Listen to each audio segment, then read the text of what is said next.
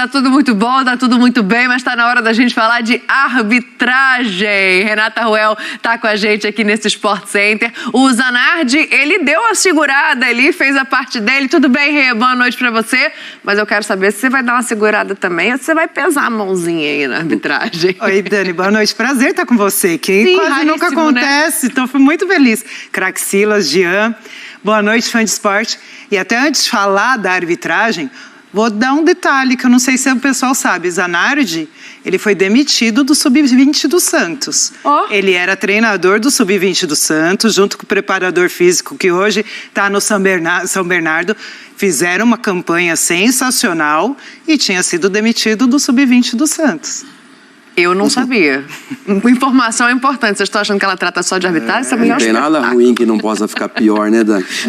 Então, o Santos, daqui a pouco a gente pode falar aqui de Santos, mas o Santos ganhou na Copa do Brasil, fez a parte dele. Não que isso vai resolver muita coisa, pro tanto de coisa precisa ser acertada ali, né? Mas, enfim, pelo menos nesse aspecto acabou fazendo a parte dele. Agora, Rê, nesse jogo de hoje tem algumas reclamações ali por parte do Palmeiras, ficam pedindo cartão também pro jogador do Palmeiras. Eu quero te ouvir em relação a esses lances especificamente. Vamos lá? Nós temos lances polêmicos no jogo, sim. A Edna apitou o jogo, foi a árbitra do jogo, Márcio Góes, o VAR do jogo. Não foi um jogo fácil, foi um jogo com decisões que precisaram ser tomadas no campo de jogo e o VAR acatou.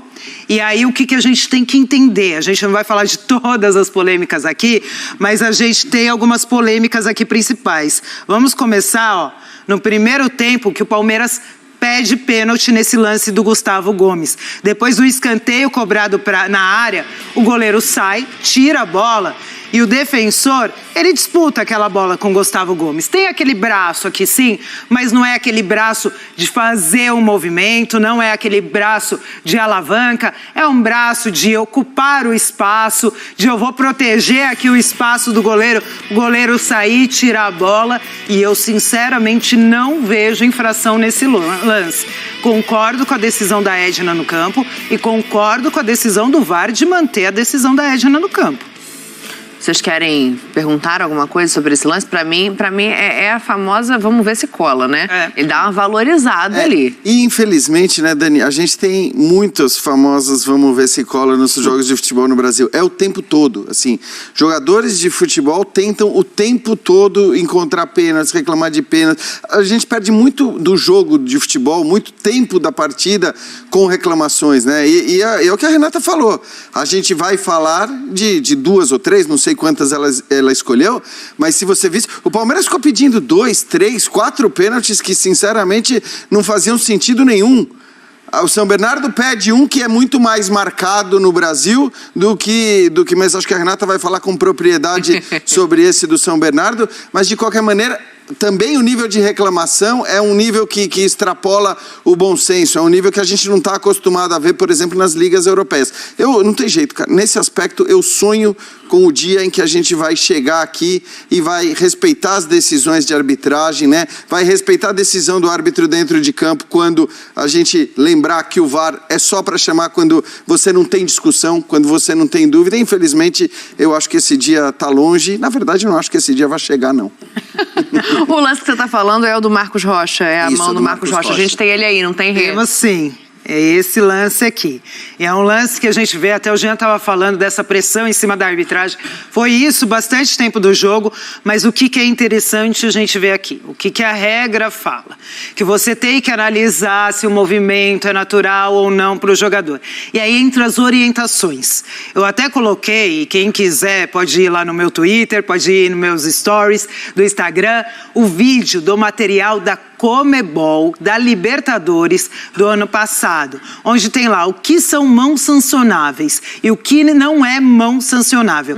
E tem um vídeo muito parecido com esse, que mostra, e aí no vídeo eles explicam, tá em espanhol, mas eles explicam. E isso entra no quê? Na orientação que eles passam para o árbitro. Quando eles passam a orientação para o árbitro, eles passam o seguinte: o jogador tinha o domínio, ele está no movimento dele, pode até estar ampliando o espaço corporal, mas ele joga a bola direto no braço dele com outra parte do corpo. Ele tem a ação deliberada, e é o que acontece aqui com o Marcos Rocha. O que ele faz? Ele vai com o pé.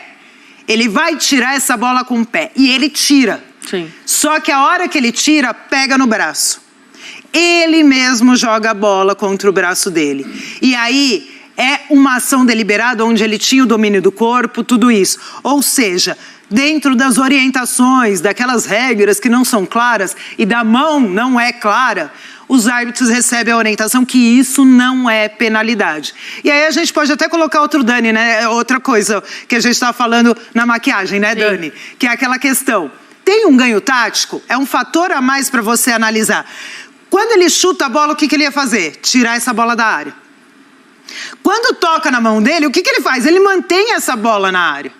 Ele tem que tirar de novo. Exatamente, ele tem que tirar de novo. Então, a hora que a bola toca na mão dele, não tem um ganho tático, que é outra coisa que os árbitros vão analisar. Então, isso para a arbitragem, principalmente quem é FIFA, porque, vamos dizer, é o material da Conmebol, nem todos os árbitros no Brasil recebem. Quem recebem são os profissionais da Conmebol que vão lá e fazem a pré-temporada. Isso não vai ser marcado pênalti. E aí, dentro disso, acertou a arbitragem em não marcar pênalti. É discutível se isso é pênalti ou não é? Pode até ser. Mas dentro das orientações que a arbitragem recebe, dentro do que eles entendem da regra do jogo, um lance desse não será marcado penalidade. Concordar com a regra é uma coisa, né? Exato. Cumprir a regra Exatamente. é outra coisa. Ela cumpriu a regra, então acertou a Edna. Exatamente, e o VAR também manter a decisão. Boa, Rê, daqui a pouco você volta, a gente vai falar ainda da questão do jogo de Minas Gerais, Cruzeiro e América. Vai trabalhar, tá pensando que acabou? Não acabou, não. Sabadão à noite. Daqui a pouco a revolta, mas agora o Abel Ferreira começou a falar, a gente vai voltar pro Allianz Parque para ouvir o treinador do Palmeiras ao vivo. Vamos lá. A gente estava conversando agora com o Tabata e o Tabata dizia assim: eu não sou um ponta agudo, eu sou um meia armador. E ao longo desse Campeonato Paulista, a posição que você mais mudou, você mudou muito pouco o time ao longo do campeonato, mas a posição que mais mudou é essa posição do lado direito. Queria que você explicasse qual foi a intenção com a escalação do Bruno Tabata, se tinha algo a ver com os 3 zagueiros do São Bernardo que podiam bloquear a entrada da área e forçar um jogo mais articulado pelo lado. E como você avalia a atuação do Bruno Tabata nesse jogo e o que ele ofereceu de diferente, não sendo um ponta agudo e sendo um meia armador jogando para aquela posição do campo? Diz-me como treinas, eu digo-te como é que jogas, não é? É um jogador que nós conhecemos muito bem. Eu lembro-me de estar a treinar a equipa B do Sporting Clube de Braga e ele era jogador do Portimonense e jogava naquela posição com o falecido António Oliveira, um grande treinador português. Portanto, nós conhecíamos-lo muito bem. Depois, no Sporting, ele fez várias vezes uma posição de mais interior. Adaptou-se. Ele achava que quando chegasse aqui, que o nosso ritmo era o ritmo que ele estava acostumado atrás, mas nós aqui treinamos com muita intensidade. A concorrência é muito forte